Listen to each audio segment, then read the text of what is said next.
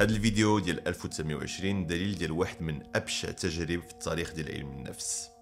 الباحثين جون واتسون وروزالي رينر داروا The Little Albert Experiment باش يعرفوا واش الخوف كيجي مع الولادة ولا كنتعلموه مع التجارب الحياة.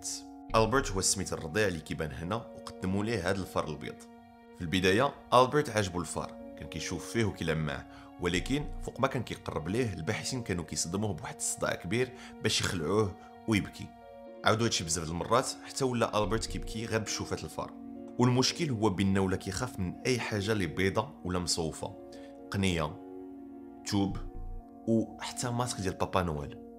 بلا ما نقولوا بان هادشي تسبب في فضيحه كبيره ما بين المجتمع العلمي على ود التروما، العذاب، والفكره بان يمكن لك تدخل الخوف الاصطناعي في الدماغ ديال واحد الدري هي شي حاجه اللي غير انسانيه وكتخلع بزاف.